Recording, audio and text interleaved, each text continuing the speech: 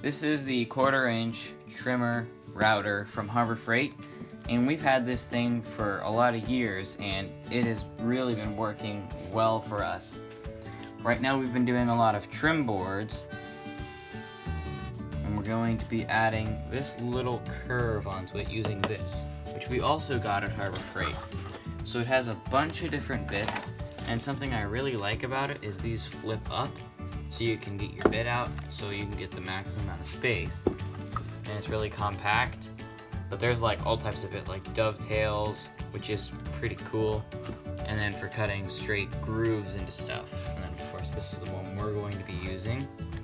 Right here is probably the most used bit, and you can see on the picture it's good for trimming for mica and getting it perfectly level with the wood.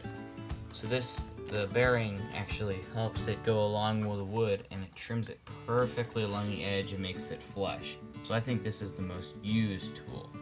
You do not want to lose these wrenches. It's what you use to put in and out the little bits.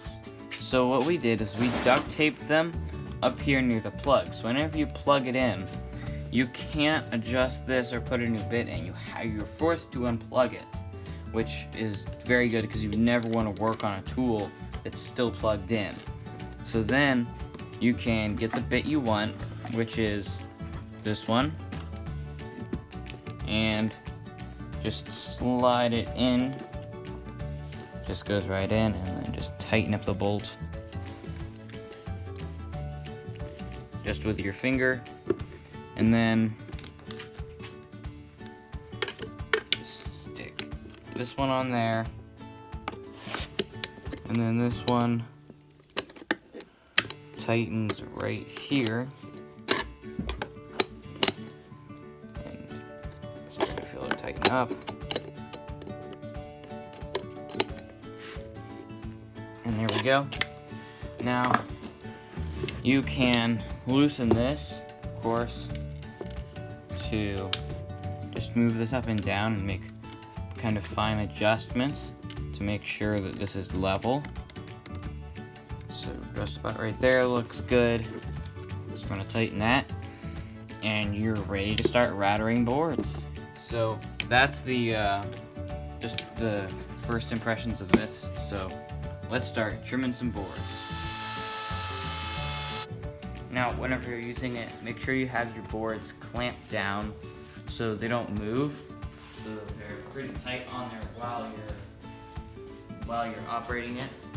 So you always want to have your speed up whenever you're going across the board, and it has these adjustments here to fine tune to make sure you don't have like a lip here.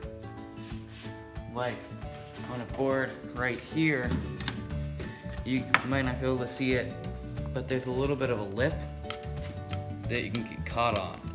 And that's because this was too high, so I had to move it down a little bit, and now it made it a lot smoother.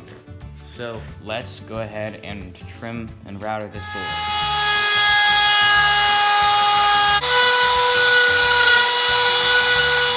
So there's a bearing right here that whenever you're riding on the wood, it spins and it keeps it not going into the wood.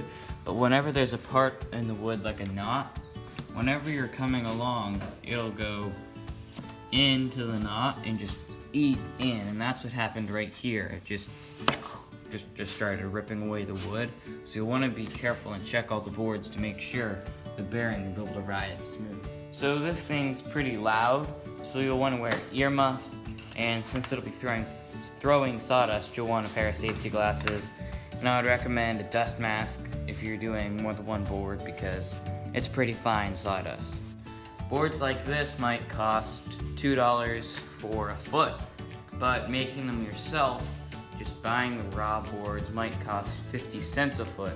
So I think that's definitely worth the time.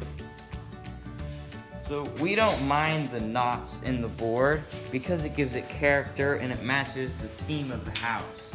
But if you wanted a clear board, it would be a little bit more expensive. So I hope you liked this video. If you did, don't forget to give it a thumbs up, and I'll see you next time.